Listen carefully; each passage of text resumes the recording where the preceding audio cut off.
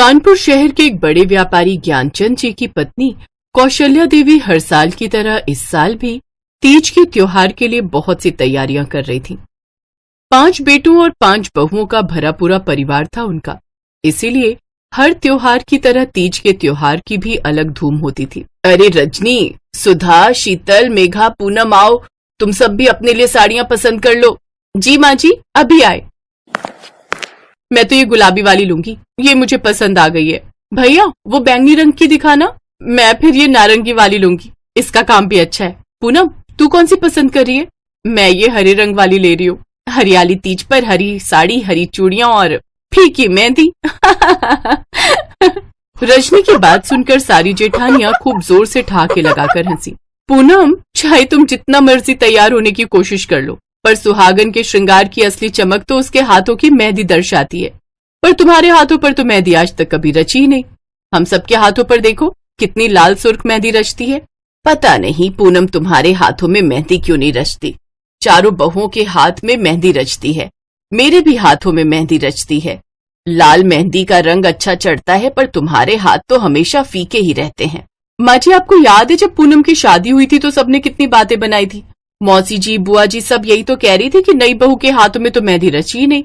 पता नहीं पूनम, तुम्हारे हाथों में मेहंदी रचनी तो चाहिए। ऐसा तुम में क्या खोट है जो तुम्हारे हाथों में मेहंदी का रंग लाल नहीं होता? मुझे तो ऐसा लगता है कि पूनम देवर जी को प्यार ही नहीं करती, तभी तो इसके हाथों पर उनके नाम की गहरी मेहंदी नहीं रचती। नहीं नहीं, ऐसी कोई बात नहीं है, मुझे खुद नहीं पता कि मेरे हाथों पर। बस बस, अब जो उसमें कमी है उसको हम दूर नहीं कर सकते। चलो, हमें हरियाली तीज के बहुत से काम हैं। माँ जी, मेहंदी से याद आया, आपने मेहंदी वाली को बोल दिया था ना आने के लिए? हाँ, अच्छा याद दिलाया, उसे फोन भी करना है। ला मेरा मोबाइल फोन लेकर आ, मैं उसे फोन करती हूँ।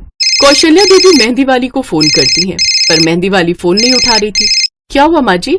मेहंदी वाली फोन नहीं उठा रही है। बाकी और काम तो करो, देख लेंगे मेहंदी का भी, या तो बाजार से लगवा आएंगे।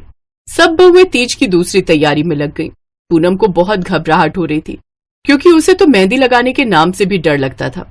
इस बार भी वो यही सोच रही थी कि तीज की मेहंदी इस बार भी उसके हाथों में ना सजी तो सब उसका फिर से मजाक उड़ाएंगे। पूनम माँ पार्वती से प्रार्थना करती है, हे माता पार्वती, आप तो जानती हो कि मुझे मेहंदी लगाने का बहुत शौक है, पर मेरे हाथों में मेहंदी कभी नहीं रचती। माँ, इस बार मेरी मेहंदी हाथों पर रच जाए, मुझ पर कृपा करना। पूनम की आंखों में आंसू थे। इधर सब दूसरे कामों में लग गई तो मेहंदी वाली का किसी को ध्यान ही नहीं आया।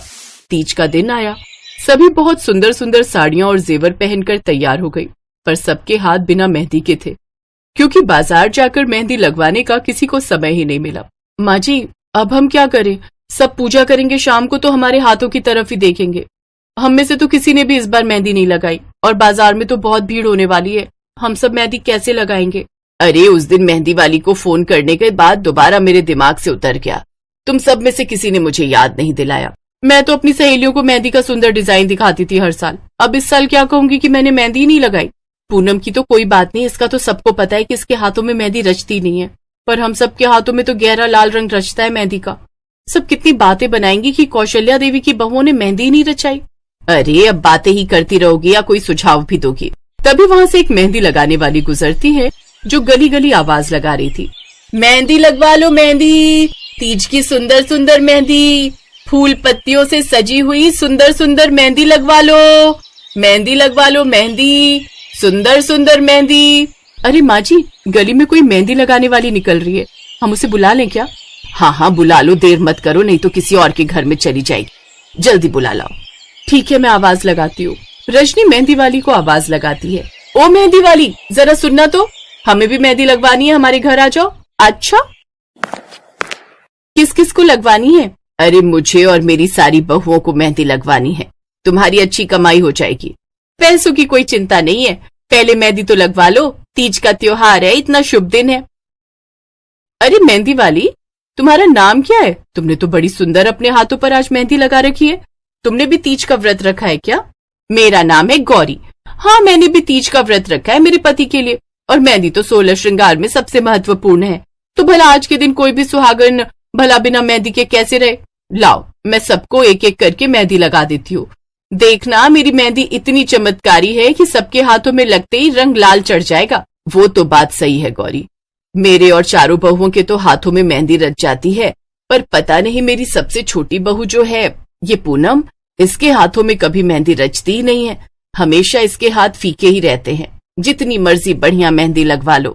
अच्छा, पर गौरी मेहंदी वाली से कभी मेहंदी नहीं लगवा कर देखी होगी। आज मैं मेहंदी लगाऊंगी, और अगर पूनम को अपनी देवी पार्वती पर पूरा भरोसा है तो आज इसकी मेहंदी जरूर रचेगी। क्यों पूनम, विश्वास है ना? हाँ, मुझे अपनी देवी पार्वती पर पूरा विश्वास है। तो बस, जब अपने भगवान पर विश्वास कर लिया तो सब कुछ उन पर छोड़ दो। लाओ, सब एक एक करके अपने हाथ दो। कोई नहीं जानता था कि आज अपनी भक्त पूनम के हाथों पर तीज की मेहंदी लगाने के लिए स्वयं माता पार्वती धरती पर आई हैं। माता पार्वती मेहंदी वाली के रूप में सबको एक एक करके बहुत सुंदर मेहंदी लगाती हैं। पूनम माता पार्वती का नाम मन ही मन ले रही थी, और ये बात माता पार्वती जानती थी। फिर तो चमत्कार होना ही था। जैसे ही पूनम के हाथों में मेहंदी लगी, तुरंत ही मेहंदी का रंग हाथों पर चढ़ने लगा। सब जेठानियां और सास ये देखकर हैरान रह गई कि जिस पूनम की शादी तक में मेहंदी नहीं रची थी, आज उसके हाथों पर मेहंदी रच गई। पूनम की सास और जेठानियों के हाथों में तो हमेशा की तरह मेहंदी का रंग आया, पर पूनम के हाथों में तो जो मेहंदी का निखार आया था वो सचमुच बहुत ही सुंदर, चमकदार, लाल गहरा रंग था। पूनम बहुत खुश होती है। पूनम की सास और जेठानियां एक दूसरे की मेहंदी देखने लगी तो किसी का ध्यान मेहंदी वाली पर गया ही नहीं। तभी माता पार्वती पूनम को दर्शन देती है। पूनम उन्हें प्रणाम करती है और उन्हें धन्यवाद कहती है। पूनम को आशीर्वाद देकर माता पार्वती अंतर्ध्यान हो जाती हैं। अरे, मेहंदी वाली कहाँ गई? माँ जी, वो तो चली गई। आप सब अपनी मेहंदी देख रहे थे ना, मुझसे कहकर गई हैं। पूनम, मेहंदी वाली ने तो कमाल कर दिया। तेरे हाथों पर तो बहुत सुंदर मेहंदी रची है। चल, अच्छा है, अब तेरे हाथ भी मेहंदी से रचे होंगे। माँ जी, ये सब चमत्कार उनका ही किया हुआ है जिन्होंने आज मेरे हाथों पर तीज की मेहंदी लगाई है। पूनम की आंखों में खुशी के आंसू आ जाते हैं। कहते हैं, सच्चे मन से जब हम भगवान से कोई इच्छा करते हैं तो वे पूरी करने अवश्य आते हैं। और ऐसा ही पूनम के साथ हुआ। पूनम ने सच्ची आस्था के साथ माता पार्वती को याद किया और वे पूनम की मदद करने के लिए आ गई।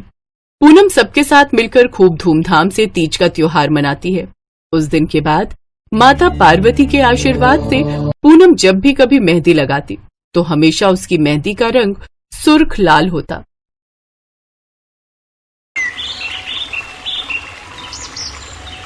भगवान शिव तपस्या से उठे तभी उन्होंने माता पार्वती को कहीं से आते हुए देखा। अरे देवी पार्वती, आप कहाँ से भ्रमण करके लौट रही हैं? देवी लक्ष्मी ने बुलाया था। बहुत दिनों से दोनों मिले नहीं थे तो सोचा आज मिलाऊं। आपको पता है, विष्णु जी ने देवी लक्ष्मी के लिए बहुत सुंदर लहंगा साड़ी बनाई है, खुद अपने हाथों से सिली है। मेरा मन है आप भी मेरे लिए एक सुंदर सा लहंगा अपने हाथों से सिलो। मुझे भी आपके हाथों का सिला लहंगा पहनना है। माँ पार्वती की बात सुनकर शिवजी जोर से हंसे। देवी पार्वती, आपको लगता है कि मैं सिलाई कर पाऊंगा? ये सब कार्य करना मेरे बस की बात नहीं है। विष्णु जी ने भी तो देवी लक्ष्मी के लिए सिलाई की है। आप मेरे लिए इतना नहीं कर सकते? आपको मेरे लिए लहंगा सिलना ही होगा। बस मैंने कह दिया सो कह दिया। मैं भोजन बनाने जा रही हूँ। गणेश और कार्तिकेय लौटने वाले होंगे और आते से खाने को कुछ मांगेंगे। अरे देवी पार्वती, ये कैसी जिद है? मैं भला एक लहंगा कैसे सिल सकता हूँ? ये कैसी दुविधा में डाल दिया है तुमने। प्रभु, एक रास्ता है इस दुविधा से बाहर आने का। क्या रास्ता नंदी, जल्दी बताओ। प्रभु विष्णु जी ने सिलाई कहाँ से सीखी ये आपको वो बता सकते हैं। बस आप भी वहीं से सीख लेना। उसके पश्चात आप सुंदर सा लहंगा सिल सकते हैं। माता पार्वती को प्रसन्न करने का अब आपके पास यही एक रास्ता है। नहीं तो जहाँ तक मैं जानता हूँ, माता पार्वती तब तक आपसे बात नहीं करेंगी जब तक आप उनकी ये इच्छा पूरी नहीं कर देते।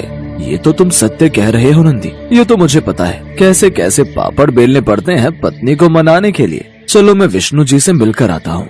शिव जी विष्णु जी से मिलने पहुँचते हैं और उन्हें सारी बात कहते हैं। इसके लिए तो आपको यमपुरी जाना होगा, क्योंकि मैंने भी सिलाई यमलोक के दर्जी मंगत राम से सीखी थी। वो तो मैं एक दिन किसी कार्यवश यमराज जी से मिलने गया था। काफी समय से देवी लक्ष्मी मुझसे कोई भेंट देने के लिए कह रही थी। बस वहाँ मुझे मंगत राम मिला। यमराज जी ने बताया कि मंगत राम यमलोक का बहुत अच्छा दर्जी है और सबके कपड़े वही सिलता है। बस मैंने उससे सिलाई सीखी और वहीं मैंने लहंगा साड़ी तैयार की। बस वो उपहार देवी लक्ष्मी को बहुत पसंद आया। उसके पश्चात तो सारी कहानी आपके सामने ही है। ठीक है विष्णुदेव, फिर मैं यमलोक ही जाता हूँ। विष्णु जी से वार्तालाप करके भगवान शिव यमलोक की ओर चल पड़े। कुछ ही देर में शिव जी यमलोक पहुँचे। उन्होंने यमराज जी से अपनी बात कही। महादेव, मंगतराम के पास आजकल बहुत भीड़ है। स्वर्ग के देवताओं के साथ साथ नर्क के भी बहुत से प्राणियों की भीड़ उसके पास लगी हुई है। भीड़ पर क्यों? वो इसलिए महादेव क्योंकि मंगतराम का यमलोक में समय समाप्त हो चुका है। अब उसे धरती लोक पर नया जीवन प्राप्त होने वाला है। इस वजह से जो भी उसके ऑर्डर हैं, वो पूरे कर रहा है। इस समय पूरे यमलोक में मंगतराम के अलावा कोई दूसरा दर्जी भी नहीं है जो मंगतराम की मदद कर सके। इसी वजह से मंगतराम बहुत परेशान है। अच्छा, तो ये बात है। चलिए, मैं आपको मंगतराम से मिलवा देता हूँ। यमराज जी शिव जी को मंगतराम के पास लेकर जाते हैं। एक सिलाई मशीन पर एक बुजुर्ग दर्जी कपड़े सिलने में व्यस्त था और उसके पास वस्त्र सिलवाने वालों की लंबी कतार थी। मंगतराम, मेरी धोती तो अभी तक सिली ही नहीं है। कब तक दोगे? कितने दिन का कपड़ा तुम्हें दिया हुआ है? मंगतराम, मेरी धोती कब तक मिल जाएगी? मैं भी 4 चक्कर लगा चुका हूँ। अरे कुबेर जी, आप 4 चक्कर लगा चुके हो। मैं तो रोजाना ही पूछ कर जाता हूँ कि मेरे वस्त्र कब तक सिलेंगे। चिंता मत करो, मिल जाएंगे। अकेला हूँ, सारे काम एक साथ नहीं कर सकता। पहले तुम्हारे साथ राम प्रकाश भी तो सिलाई करता था, वो नजर नहीं आ रहा। उसका दूसरा जन्म हो गया है। चलो, अच्छी बात है। अब कुछ समय में तुम्हें भी नया जन्म मिल जाएगा। तभी यमराज जी और महादेव आ जाते हैं।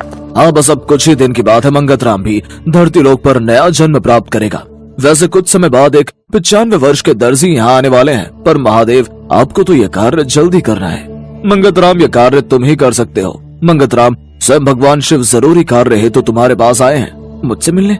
अगर सिलाई के लिए कोई वस्त्र देना है तो क्षमा करें प्रभु, अभी तो मेरे पास बिल्कुल भी समय नहीं है नए ऑर्डर लेने का। मैं पहले इतने सारे ऑर्डर पूरे नहीं कर पा रहा, इसीलिए अब नया कोई भी काम नहीं लूंगा, यही सोच रहा हूँ। मुझे कुछ सिलवाना नहीं है, बल्कि मुझे खुद सिलाई सीखनी है, इसीलिए मैं तुम्हारे पास आया हूँ। मुझे देवी पार्वती के लिए एक लहंगा सिलना है, जिसमें तुम मेरी सहायता कर सकते हो मुझे सिलाई सिखाकर। आपको माता पार्वती के लिए लहंगा सिलना है? ठीक है, मैं आपकी मदद करूंगा, पर आपको बहुत मेहनत करनी होगी। सबसे पहले कपड़े की कटाई करना सीखना होगा, उसके पश्चात ही आप सिलाई करना सीख पाएंगे। मैं सब कुछ सीख लूंगा, बस तुम मुझे सिलाई कला में इतना निपुण कर दो कि मैं एक लहंगा सिलकर तैयार कर दूं और देवी पार्वती प्रसन्न हो जाए। हाँ, मैं सिखा दूंगा। कब से शुरू करना है? नेक काम में देरी कैसी, अभी से शुरू करते हैं। अति उत्तम। मंगतराम, मेरे वस्त्रों की कोई जल्दी नहीं, तुम आराम से सिल देना। अब मैं भी चलता हूँ। चिंता मत कीजिए यमदेव, अब मैं आ गया हूँ ना। अब मंगतराम का सारा काम जल्दी जल्दी पूरा हो जाएगा। महादेव ने सिलाई सीखनी शुरू कर दी। ये लीजिए प्रभु, ये रहा कपड़ा और ये रही कैंची। अब जैसे जैसे मैं आपको बताऊं वैसे वैसे आप कपड़े को काटिएगा। मंगतराम महादेव को कपड़ा काटना सिखाना शुरू करता है। वैसे तो भगवान अपने चमत्कार से पल भर में कुछ भी कर सकते हैं, पर उन्होंने उस समय किसी चमत्कार से नहीं बल्कि स्वयं अपने हाथों से अपने द्वारा खुद से सिलाई करने की इच्छा रखी और इस इच्छा को देखते हुए उन्होंने सिलाई सीखनी शुरू की। मंगतराम ने शिवजी का पूरा साथ दिया और शिवजी भी मंगतराम की बहुत मदद करते थे। शिवजी धीरे धीरे सिलाई सीखने लगे और अब वो भी जल्दी जल्दी मंगतराम के सारे ऑर्डर पूरे करने में उसकी मदद करने लगे। मंगतराम के धरती पर जन्म लेने के लिए एक दिन शेष रह गया था, पर तब तक भगवान शिव माता पार्वती के लिए बहुत सुंदर लहंगा सिलकर तैयार कर चुके थे। प्रभु, आपके साथ काम करके बहुत आनंद आया। मुझे खुशी है कि आपने माता पार्वती के लिए लहंगा सिलकर तैयार किया। मुझे पूरा यकीन है माता पार्वती ये लहंगा देखकर बहुत खुश होंगी, क्योंकि ये लहंगा आपने स्वयं अपने हाथों से सिला है। मंगतराम, ये कार्य तुम्हारे प्रयास के कारण ही सफल हो पाया है। मैं तो सिलाई सीखने के बदले तुम्हें कुछ दे ही नहीं पाया। मांगो, तुम्हें क्या उपहार चाहिए? प्रभु, आपके साथ कुछ दिन बिताने का समय मिल गया, आपका आशीर्वाद प्राप्त हो गया। मेरे लिए यही सबसे अनमोल उपहार है। बस अगले जन्म में भी मुझे आपका आशीर्वाद प्राप्त होता रहे, आपकी कृपा मेरे ऊपर बनी रहे। मुझे बस यही आशीर्वाद चाहिए। तथास्तु। मेरी कृपा से तुम्हारा आने वाला ये जन्म बेहद सुखद रहेगा। तुम्हारे जीवन में किसी भी प्रकार की कोई कमी नहीं रहेगी। मेरा आशीर्वाद सदैव तुम पर बना रहेगा। जाओ मंगतराम, अपने नए जीवन की शुरुआत करो। मंगतराम को शिवजी के आशीर्वाद के साथ नया जीवन प्राप्त हो जाता है। उधर जब शिवजी वापस कैलाश लौटे और माता पार्वती को ये बात पता चली कि भगवान शिव इतने दिनों से यमलोक में रहकर सिलाई सीख रहे थे और उन्होंने स्वयं अपने हाथों से उनके लिए लहंगा सिलकर तैयार किया है, तो माता पार्वती की खुशी का ठिकाना नहीं था। वो खुशी से मुस्कुराती हैं और लहंगा पहनकर बहुत सुंदर तैयार होती हैं। भगवान शिव माता पार्वती को अपने हृदय से लगा लेते हैं और सभी देवी देवता उनके अद्भुत प्रेम को देखकर उन पर फूलों की वर्षा करते हैं।